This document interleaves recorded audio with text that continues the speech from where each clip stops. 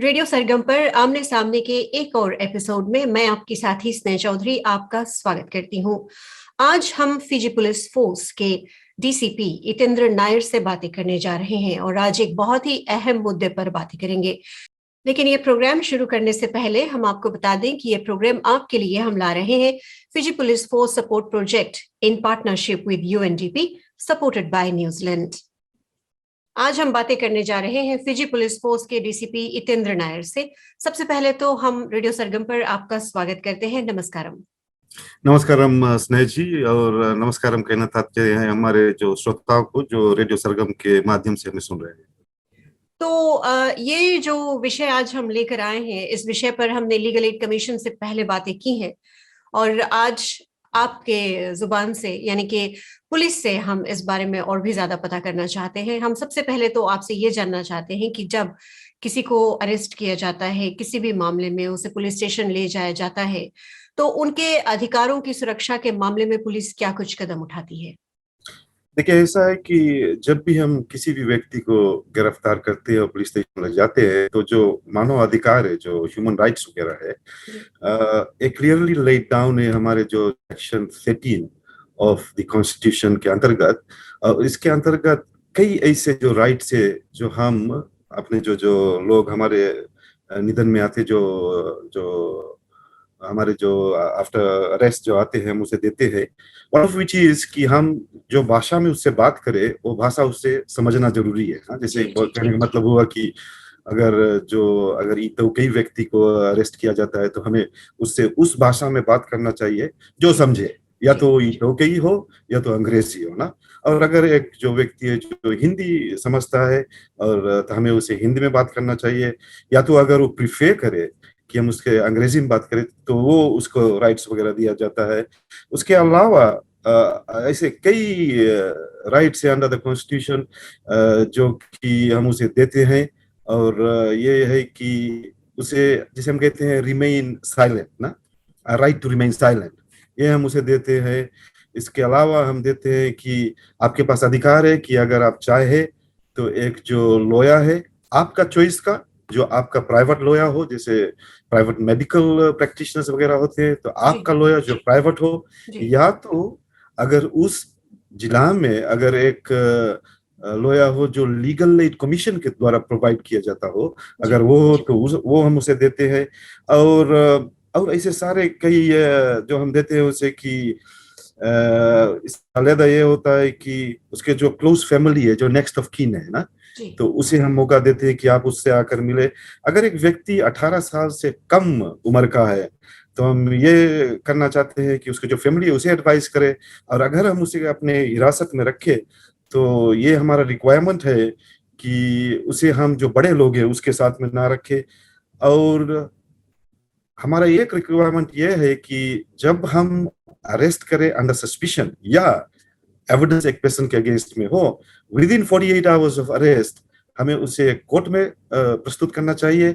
अगर फिर हमारे पास एविडेंस नहीं है, तो हम उसे रिलीज करना चाहिए। लेकिन जो भी राइट्स वगैरह है कॉन्स्टिट्यूशन के आधार पे सेक्शन 13 में एकदम क्लियरली लाइड डाउन है, और हम उसे फॉलो करते हैं। ओके। और किन किन पुलिस स्टेशन में ये फॉलो किया जाता है, ये कदम उठाए जाते हैं? देखिए, जो राइट्स वगैरह है सेक्शन 13 ऑफ द कॉन्स्टिट्यूशन, हर एक पुलिस स्टेशन में, हर एक पुलिस पोस्ट में जहाँ पे एक सस्पेक्टेड अरेस्टेड डिटेन्ड पर्सन को ले जाया जाता है, ये राइट्स फॉलो किया जाता है वहां पर। लेकिन इससे हटकर केवल 2 पुलिस स्टेशन जहां पे हम पायलट प्रोजेक्ट स्टार्ट किए हैं, ये पायलट प्रोजेक्ट है वीडियो रिकॉर्डिंग का और फेस्तावा के। पहले फेस्तावा और वीडियो रिकॉर्डिंग का। इसका मतलब ये हुआ कि 2 पुलिस स्टेशन जो तोंगो हुआ, जो हमारे जो कैपिटल सिटी में है, और जो सीआईडी हेडक्वार्टर्स में अगर हम कोई जन को ले जाते हैं कुछ कुछ ऑफेंसेस के लिए, अगर सेडिशियस ऑफेंस हो, सीरियस ऑफेंसेस हो, 5 साल से ऊपर जिसका पनिशमेंट वगैरह हो, ये 2 पुलिस स्टेशन पे हम वीडियो रिकॉर्डिंग करते हैं। काहे 2 स्टेशन पे? क्योंकि ये पायलट प्रोजेक्ट है और हमारे पास अभी मशीन है। लेकिन मशीन सब आने के बाद में हम नेशनल रोल आउट करेंगे। By the end of this year हमारा मशीन जो है वीडियो रिकॉर्डिंग का मशीन लोटो का पहुंच जाएगा, नॉर्दर्न डिवीजन हम कोशिश करते हैं, पेंडेमिक के दौरान कुछ कुछ कठिनाइयां है, लेकिन हम जाना चाहते हैं वेस्ट, नॉर्थ और ईस्टर्न डिवीजन में भी। जी। नायर जी, ये बताएं कि क्या सारे पुलिस स्टेशंस में पुलिस ऑफिसर्स को पता है कि ये क्या कुछ कदम उठाया जाता है? क्या ऐसा नहीं होता है कि किसी पुलिस ऑफिसर को इसके बारे में नहीं पता है, और मान लो कि किसी ऑफिसर को नहीं पता है तो फिर वहां से क्या होता है? ऐसा है कि सभी पुलिस ऑफिसर्स, मैं एक बड़ा आई से this with lot of confidence कि सभी पुलिस स्टेशन में सभी पुलिस ऑफिसर्स को ये मालूम है। क्यों मालूम है? क्योंकि जो हमारा बेसिक रिक्रूट ट्रेनिंग है, जब हम मेंबर्स ऑफ द पब्लिक को रिक्रूट करते हैं पुलिस फोर्स में आने के लिए, तो जो बेसिक रिक्रूट कोर्स है, जो 18 साल का जो लड़का है या लड़की है जिसको हम पुलिस फोर्स में लेते हैं, तो हम कोर्स देते हैं जो बेसिक रिक्रूट कोर्स है, 4 मंथ्स का 6 मंथ्स का जो कोर्स होता है, इसके दौरान ये सब पढ़ाया जाता है।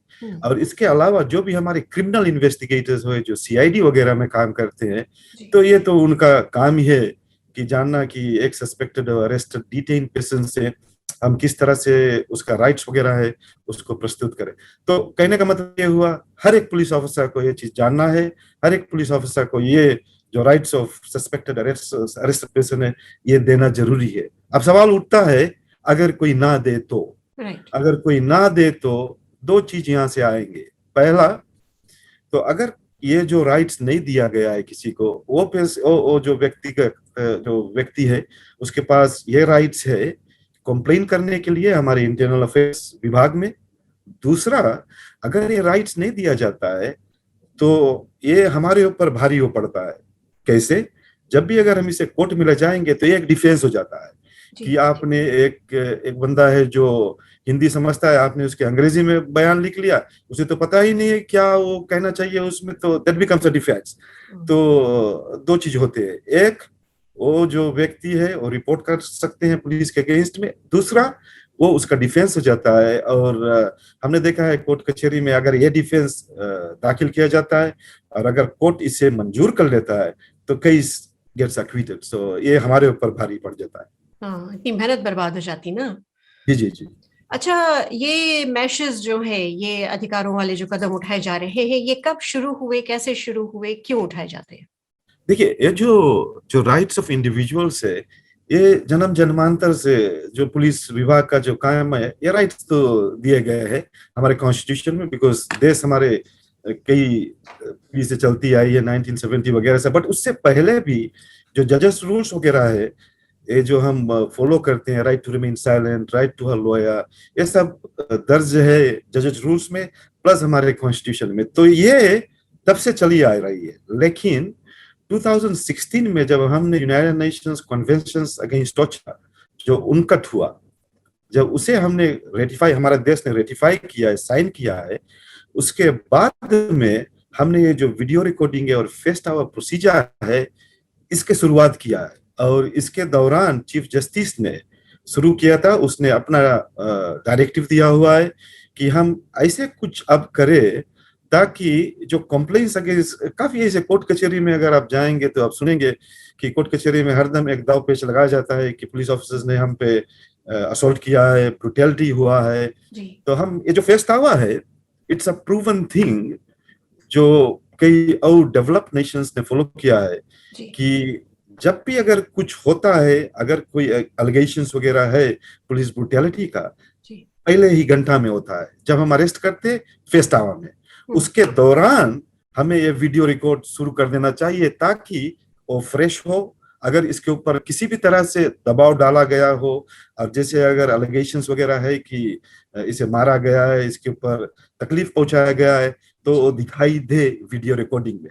तो एक बड़ा अच्छा टूल है, क्योंकि ये दोनों के लिए काम करता है, हमारी पुलिस के लिए भी काम करता है, क्योंकि ऐसे कई सारे कंप्लेंट्स है हमारे अगेंस्ट में जिसके कोई बुनियाद नहीं है। और ये सस्पेक्ट्स और अक्यूज के लिए भी काम करता है, क्योंकि ऐसे कई भी जगह है कि हमारे जो पुलिस ऑफिसर्स ने दे हैव गॉन बियॉन्ड जो उसके अधिकार है, यूजिंग ऑफ रीजनेबल फोर्स, वो ज्यादा से ज्यादा फोर्स यूज करते हैं, तो वो दिखाई देगा वीडियो रिकॉर्डिंग में। और जजेस मजिस्ट्रेट्स इसे भली भांति देखकर ये अनुमान लगा सकते हैं कि इसके ऊपर ब्रूटैलिटी हुआ है कि नहीं। तो ये जो video recording first our procedure है, ये दोनों जन के लिए अच्छा है, ये हमारे पुलिस के लिए अच्छा है, ये सस्पेक्टेड अरेस्टेड पर्सन्स के लिए भी अच्छा है।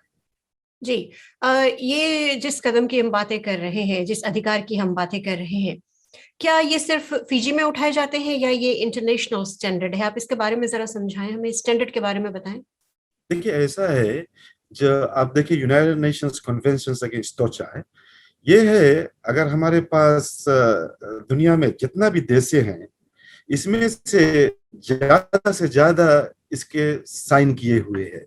मैं आपको आंकड़ा है तो नहीं दे सकता हूं, लेकिन मैं जानता हूं जितने भी लगभग ऑलमोस्ट 95-99% से ऊपर इसे साइन किए हुए।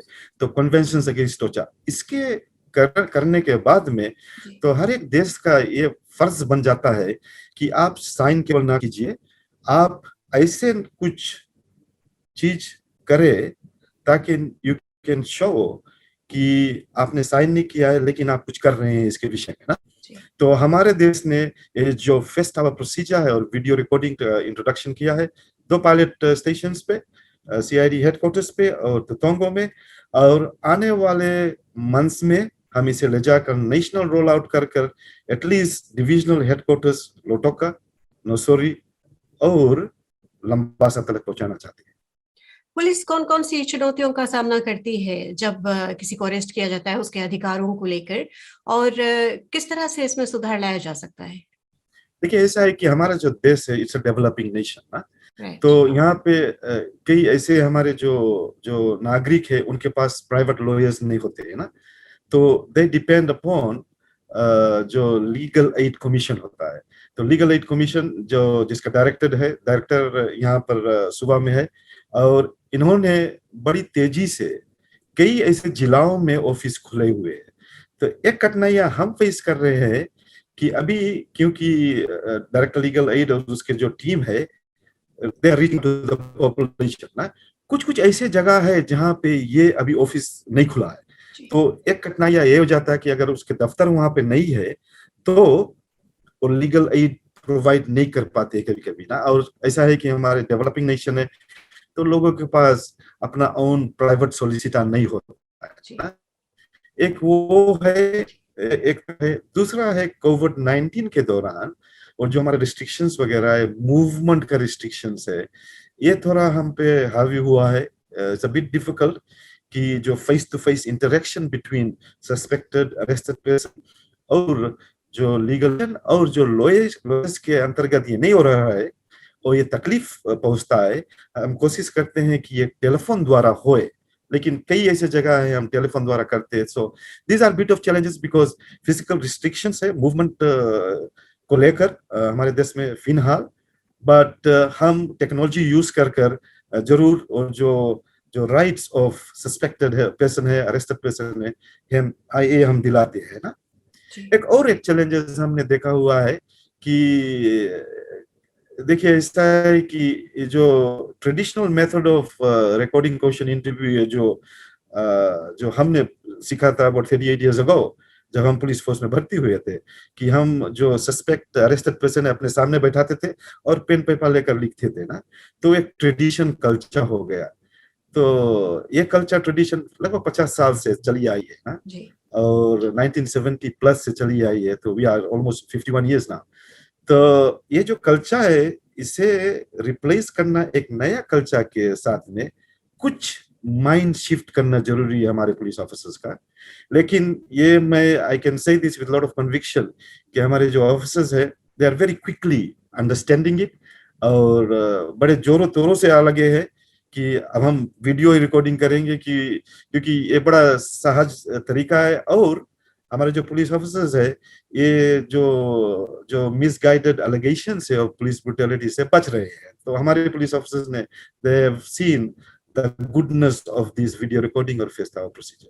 जी, और अंत में ये हम आपसे कहेंगे कि हमारे साथ तो आज तक जब भी किसी पुलिस ऑफिसर से मुलाकात हुई है, जब भी कोई घटना ऐसी घटी है जहां पुलिस से आमना सामना हुआ है, तो ऑफिसर्स बहुत अच्छी तरह से पेश आए हैं, बहुत रिस्पेक्टफुली बातें की हैं। यहाँ तक कि अभी कोविड-19 के टाइम पर जो मेहनत आप लोग कर रहे हैं रास्ते पर जब पुलिस ऑफिसर्स मिलते हैं, जब पासेस चेक करते हैं, तो बहुत प्यार से, बहुत नाइसली, बहुत अदब से बातें करते हैं, जिसके लिए हम आपको धन्यवाद देना चाहते हैं, आपके फिजी पुलिस फोर्स को धन्यवाद देना चाहते हैं। लेकिन अगर मान लो मुझे अरेस्ट किया जाता है और मेरे अधिकारों का उल्लंघन किया जाता है, मेरे साथ अच्छी तरह से पेश नहीं आया जाता, तो मैं क्या कर सकती हूँ?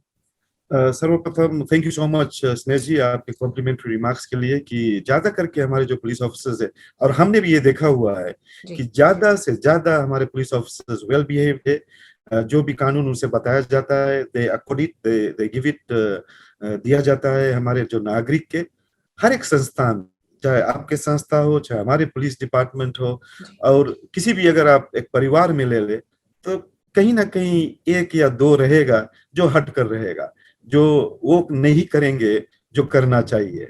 तो अगर ऐसा किसी के ऊपर बीतता है, तभी हमने खोल रखा है, हमारे इंटरनल अफेयर्स डिपार्टमेंट है, जिसका पुलिस हेडक्वार्टर्स यहाँ पे पुलिस हेडक्वार्टर्स में है।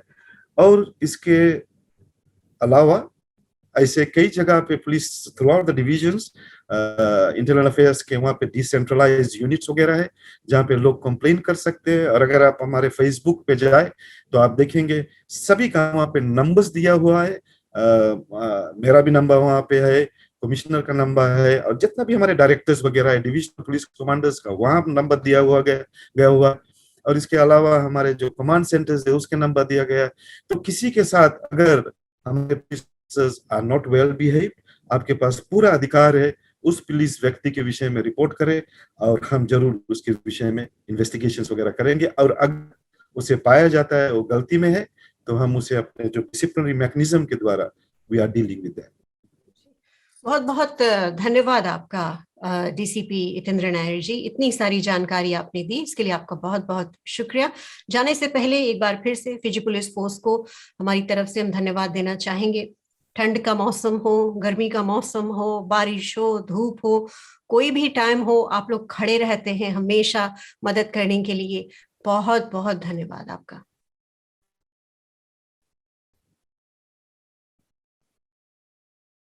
थैंक यू स्नेह जी, और it was a pleasure. Thank you. तो हम बातें कर रहे थे फिजी पुलिस फोर्स के डीसीपी इतेंद्र नायर से। उम्मीद करते हैं आज इस प्रोग्राम से आपने बहुत कुछ सीखा होगा। ये प्रोग्राम आपके लिए हम ला रहे थे Fiji police force support project in partnership with United Nations Development Programme supported by New Zealand.